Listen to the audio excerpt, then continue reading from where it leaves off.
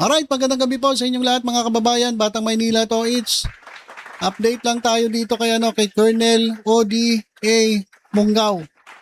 Ito pong miyembro po ng Philippine Army na nag-withdraw po ng kanyang personal support dito kay President and Commander-in-Chief Ferdinand Bongbong Marcos. Ang dahilan niya raw ay wala na raw moral ascendancy etong si Presidente to lead the Armed Forces of the Philippines bilang Commander-in-Chief. Sabi nga niya dito, sobra na, tama na. The Filipino people is worth fighting for. Mabuhay. O yan yung sabi na ito ni Colonel Odi, Odi Monggao. At dahil dito mga kababayan, etong si Vic Rodriguez sumaludo dito kay Colonel Odi Monggao. Si Vic Rodriguez, expected naman natin yan kay Vic Rodriguez kasi anti-Marcos etong si Vic Rodriguez 'Di ba? Pagkatapos siyang sibakin ni Pangulong Bongbong Marcos, yun na, nagalit na siya. Mayat mayam na yung kanyang panawagan para bumaba sa pwesto etong si Pangulong Bongbong Marcos. 'Di ba? At ito yung isa po ito sa mga pasimuno ng kanilang mga maisog rally, si Attorney Vic Rodriguez, na tumakbong senador pero kulelat. Tumakbong senador doon kasama yung mga ibang mga PDP pero wala Wala kasi hindi naman kasi maniniwala ang taong bayan sa inyo Kilalang kilala na yung mga diskarte ninyo. So itong si Attorney Vic Rodriguez ay nagpaabot ng mensahe para dito kay Colonel Odi Monggao na kanina ay nireport natin na tinanggal na po sa kanyang posisyon. So siya po ay nasa floating status habang iniimbestigahan itong kanyang statement o yung kanyang pagtalikod sa kanyang suporta dito sa Commander-in-Chief na si Pangulong Bongbong Marcos. So siya po ay tinanggal sa kanyang posisyon at iimbestigahan siya. At malamang makakasuhan pa. So abangan natin yung update tungkol dyan sa kanyang kaso. Pero sa ngayon, ito si Vic Rodriguez saludo dito kay Colonel Odi Monggao. Sabi ni Rodriguez, saludo at respeto. I stand with Colonel Odi Monggao, Philippine Army. Sabi ni Vic Rodriguez, a principled officer. May prinsipyo daw itong Colonel na ito, who stood firm on his loyalty to the flag and to the Filipino people, not to the man whose administration has robbed the people of their fundamental rights, decency, and dignity through massive corruption, looting of public funds, addiction. Ay sabi ni Vic Rodriguez, Colonel Monggao, you made not just your family proud, but have earned the trust and respect of the nation, sir. May pag-asa pa ang Pilipinas. Ay sabi ni Vic Rodriguez. Pero alam niyo mga kababayan doon sa video ko, nabasa ko yung mga comment, galit na galit sila dito kay Monggao Kasi sabi yung iba na awa kasi sabi, ba't ganun ka, Colonel? Sinayang mo yung trabaho mo. Dahil lamang sa udyok ng iba dyan. Kasi mga kababayan, marami pong mga kasamahan nila sa Armed Forces of the Philippines na nananawagan na tumalikod sa suporta sa Pangulo o sa Marcos administration. Ang dami. Nandiyan si Pokis. Kaya nga si Pokis na napusasan Ngayon nakapiansa lang. Si Chavit Singson. Diba? Meron nga siyang one time, big time. So ang dami pong nananawagan sa AFP, sa mga kasundaluhan, at talikdan etong kanilang suporta sa kanilang Commander-in-Chief. Kaya sabi tuloy ng mga nag-comment doon, sinayang ni Colonel Odi Monggao yung kanyang trabaho. Kasi sabi ni Vic Rodriguez, proud daw, you made your family proud. Paano magiging proud kung matatanggal ka? At mapatunayan sa court martial. Kasi ano po siya, active pa po siya Hindi naman siya retirado, active pa po siya. So pwede siyang ma-court martial diyan sa kanyang statement kasi yung kanyang statement medyo medyo parang although personal pero pwedeng kakitaan ng inciting to sedition eh. Ayun yung sinasabi ng iba. So nagdesisyon siya na magsalita sa kanyang account, sa kanyang social media account at sinabi niya na tumatalikod na siya ng suporta kay Presidente. Although, suportado niya ang Armed Forces of the Philippines. So sabi ko nga, hindi naman pwede yun. Paano mo sasabing sumusuporta ka sa Armed Forces of the Philippines kung hindi mo susuportahan o susundin itong inyong Commander-in-Chief na si Presidente Bongbong Marcos. So imposible yung mangyari. So sa pagtalikod mo ng suporta kay Presidente, ibig sabihin tumatalikod ka na rin sa iyong kinasasapiang grupo, itong ang AFP. Pero sabi ni Vic Rodriguez, okay lang yan, proud kami sa iyo. Proud ka nga. Ano naman ang mangyayari kay Kernel? Baka mawalan pa ng pensyon. At baka makulong pa. 'Di ba? Ito mga kababayan, ano ba ang dahilan kung bakit biglang tumalikod itong si Kernel Odi Monggao sa pagsuporta niya kay Presidente? Sabi kasi ng iba, pera-pera lang daw eh. Pera-pera lang ba talaga? Sabi nga nila, milyon ang usapan eh. Ayun po, mga comment lang po yun mga comment ng ating mga kababayan. Hindi naman natin sinasabi na totoo yun. Pero, mapapaisip ka eh. Ang ganda ng posisyon mo, ilang taong ka na sa military, tapos biglang merong mananawagan dyan sa Gedli, may maririnig ka. Tapos bigla kang tatalikod sa iyong suporta. So, ibig sabihin, malamang at sa malamang, may nag-udyok sa'yo na tumalikod ka, na talikdan mo ang suporta mo sa inyong Commander-in-Chief. Diba? Kasi, kung ano sana, wala sanang mga panawagan at bigla siyang nagsalita ng ganyan, pwede pa eh. Pwede sabihin na personal choice niya yan. Pero, ang daming nananawagan eh. Diba? Yung napusasan na si Pokis. Meron pang iba pa na mga retirado na nananawagan din na bumaba si Presidente. Andyan si Chavit Singson. So, ito, pwede nilang pakilusin ng Diba? Diba? So, sabi ng iba, mga nag-comment, pera-pera lang yan. So, siguro, baka mas malaki yung offer kaysa nung sa tatanggapin niya pag nagretiro siya. Hindi natin sinasabi na ganon. Pero yun po yung yung naisip ng ating mga kababayan kasi timing na timing. Yung kanyang pagtalikod doon sa mga panawagan ng mga didilis, doon sa mga panawagan ng mga kontra kay Presidente Bongbong Marcos. So ngayon, ito ang tanong. Ano ba talaga ang dahilan?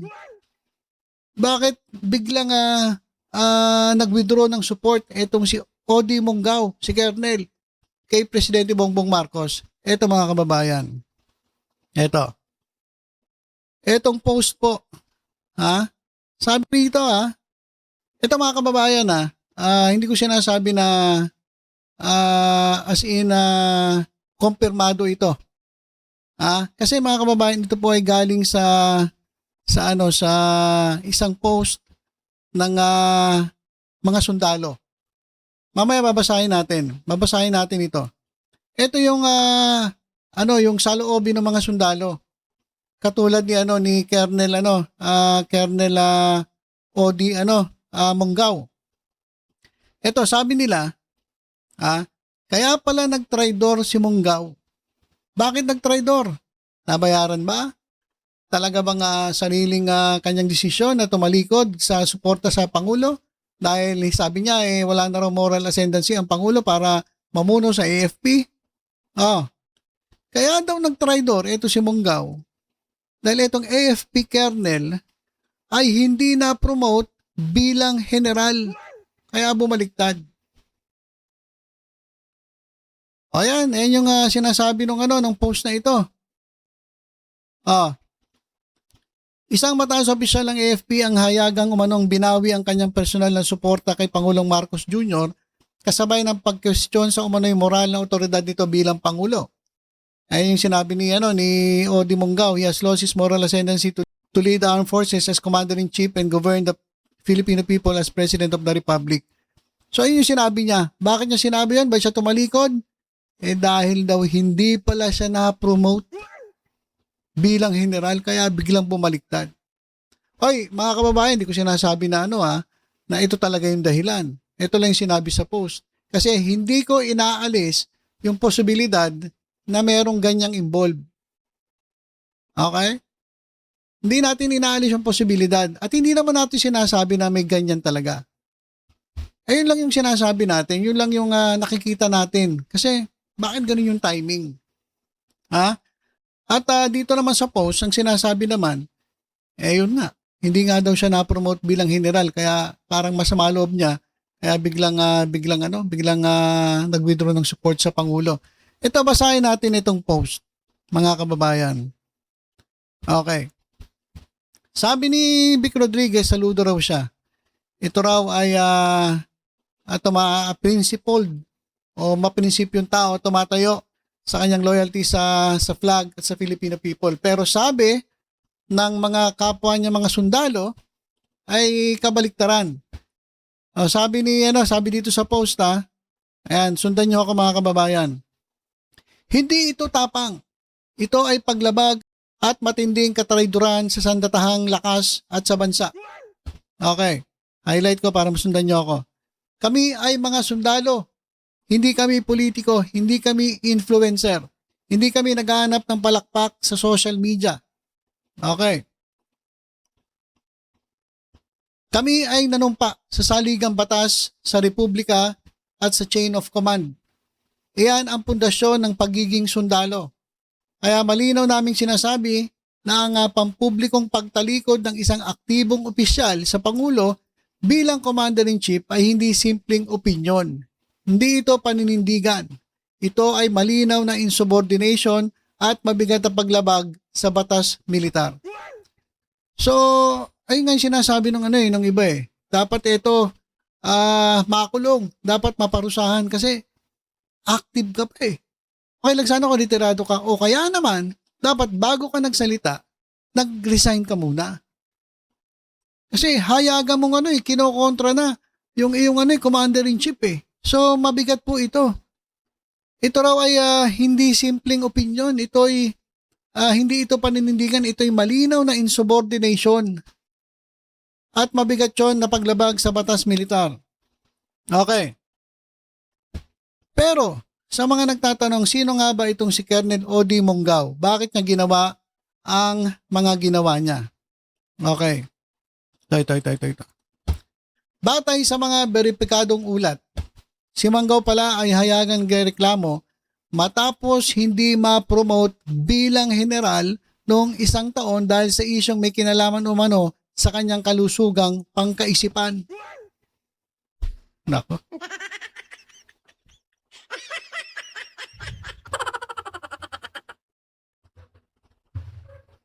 Kalusugang pangkaisipan, mental health.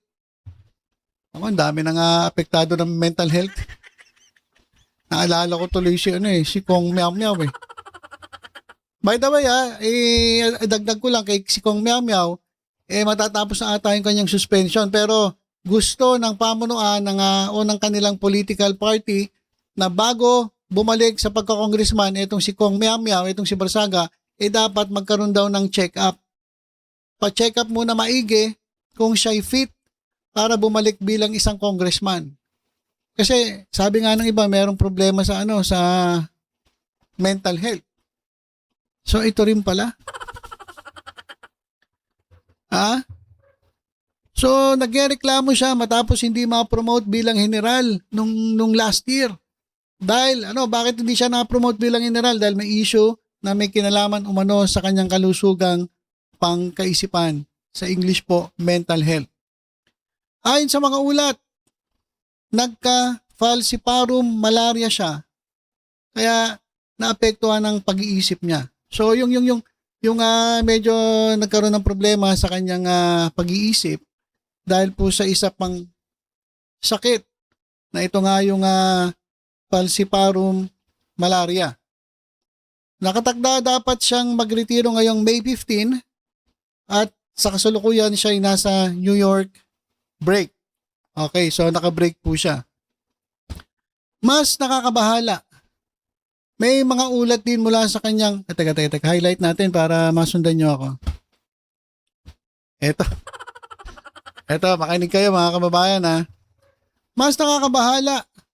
May mga ulat din mula sa kanyang mga naging estudyante kung saan sinasabing may mga pagkakataon na habang siya ay nagtuturo sa klase, sinasabi niyang may paparating umanong mga alien sa Pilipinas na magdudulot ng kaguluhan. O sa umpisa, inakala ng mga estudyante niya na ang tinutukoy niya ay mga alien bilang banyagang bansa. Kalaunan na pag-alaman, nilang literal pala niyang tinutukoy ang mga nilalang o alien mula sa ibang planeta. Patay tayo dyan. Patay tayo dyan. Rick Rodriguez. Yung sinasaluduhan mo. Nako, meron daw veripikadong report na ito pala ay nagtuturo o nagsalita doon sa kanyang mga estudyante na tayo po'y sasakupin ng mga alien. Ayan, sabi ko sa inyo bago nyo paniwalaan yung mga nagsasalita, siguraduhin nyo muna na matino. Baka may diferensya na. Katulad nung kay Kong Meow Meow at saka kay Kong Ngaw Ngaw. Ang daming bilib na mga DDS doon. Pero tignan nyo ang nangyari. Wala, hanggang Meow Meow, hanggang Ngaw Ngaw lang. Tapos eto ngayon. Bilib na bilib pa naman si Vic Rodriguez. Saludo pa naman si Vic Rodriguez. Tapos eto pala, naniniwala sa alien. At lulusubin daw ang Pilipinas ng mga alien galing sa ibang planeta. Nako. Ayon pa. Ayon pa sa mga matagal lang nakakilala sa kanya, sa aming hanay. So yung nagsulat nito, kahanay nila, mga kasundalohan Mula pa nung siya ay isa pang lamang kadete, kilala na siya bilang isang whiner o reklamador. Meron palang attitude dito. Base dito sa binabasa natin reklamador pala talaga to. Ito. Ang pinakamasaklap ayon sa Intel community, siya ay may direktang ugnayan sa mga Chinese officials at dumadalo sa mga aktibidad ng Chinese community. Kabilang na ang mga okasyong may kaugnayan sa Chinese People's Liberation Army dito mismo sa bansa. At dito pumapasok ang mas malaking usapin. Bilang sundalo, simple lang ang paninindigan namin. Ang ranggo ay hindi entitlement. Hindi dahil matagal ka sa serbisyo ay automatic na magkakaroon ka ng bituin sa balikat. Marami sa aming hanay ang nagretiro ng tahimik, walang drama, walang ingay. Tinanggap namin na may malinaw na pamantayan ng AFP at hindi lahat ay pumapasa roon. Kung may opisyal na palaging may reklamo, laging may sama ng loob at laging may dahilan kung bakit dapat siyang napili, natural lang na magtanong kaming kapwa niya sundalo, ikaw ba ang uri ng mga lider na gusto naming sundan sa giyera? Sa loob ng organisasyon, hindi lang talino o haba ng serbisyo ang tinitingnan. Mahalaga ang asal, disiplina at pananalita at ang kakayahang manatiling grounded, lalo na kung ikaw ay nagtuturo at humuhubog ng mga susunod na sundalo. So ano kasi siya training, kasama siya sa training training officer ito At malinaw rin sa aming isang linyang hindi dapat kailanman nilalampasan. Ang sundalo ay hindi dapat pinanggagalingan ng kalabuan, haka-haka o mga kwentong sumisira sa kredibilidad ng institusyon.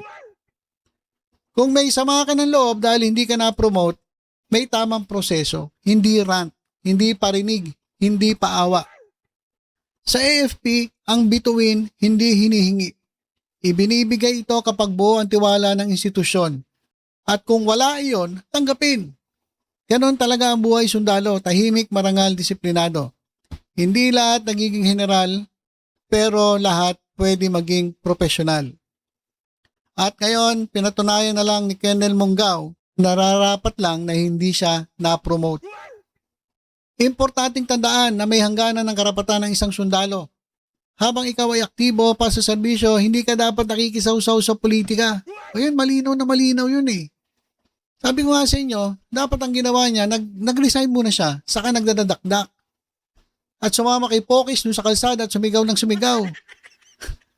Baala kayo, karapatan niyan. Pero habang ikaw ay aktibo pa sa serbisyo, hindi ka dapat nakikisawsaw sa politika. Hindi dapat sa iyo nanggagaling ang pag-uudyok ng pagdududa. Hindi akma sa iyo ang paglalabas ng personal na hinaing gamit ang ranggo at uniforme mo. Ang sandata ng mga sundalo ay disiplina. Kapag ginamit mo ang posisyon mo para questionin sa publiko ang chain of command, binabasag mo ang pundasyon ng profesional na sandatahang lakas at inilalagay mo sa panganib ang tiwala ng bayan. Tama po yan. Kaya nga sabi ko sa inyo, medyo tagilid itong si Odi, si Colonel sa ginawa niya. Delikado siya kasi pwede siyang makasuhan itong si Colonel Odi Monggao. Okay. Ang konsensya ng mga sundalo ay hindi dinadaan sa Facebook. Dinadaan ito sa loob ng sistema, sa tamang proseso at sa command channels. Kung may reklamo, may daan. Kung may duda, may mekanismo. Paglabas sa publiko ng iyong personal na reklamo ay hayagan mong pagtalikod sa chain of command habang aktibo ka pa sa serbisyo ay hindi tapang. Ito ay paglabag sa sinumpaang tungkulin mo at kapag nasira ang panunumpa, nasisira ang institusyon. Makinig ka, Vic Rodriguez. Ayan ang sinasabi ng mga sundalo. Malapit na. Kala ko mahaba pa. Okay. Linawin din natin ito ng walang paligoy, walang kudeta, walang kinusan, walang dibisyon o pagkawatak-watak sa hanay naming mga sundalo. Ang ginawa ni Colonel Monggao ay sarili niyang aksyon bilang isang individual at hindi kailanman refleksyon ang buo naming hanay.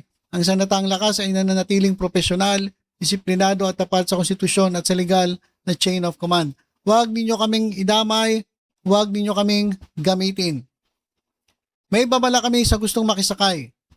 Sa mga anti-government groups, sa mga destabilizer, at sa mga naghahanap ng mga mare-recruit gamit ang isyong ito, tumigil kayo.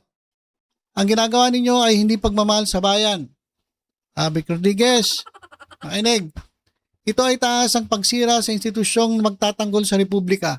Ang hukbo ay hindi laruan ng politika at hindi megaphone ng personal na galit.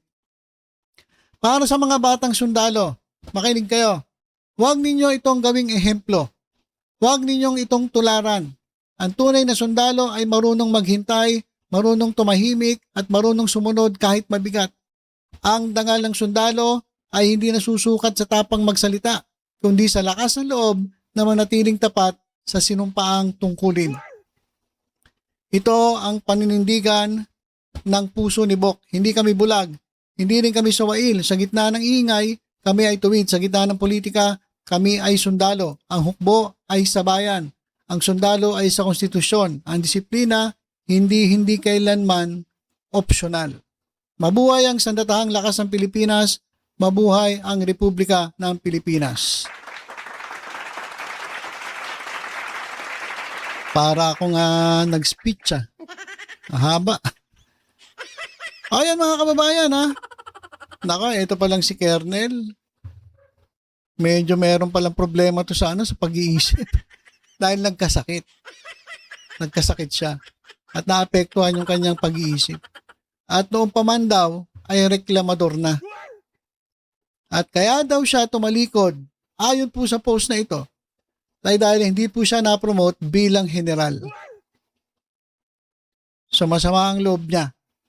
At nagsalita itong hanay po ng kasundaluhan na sila ay hindi sumasang-ayon dito at ayaw nilang madamay dito kay Colonel Odi Monggao.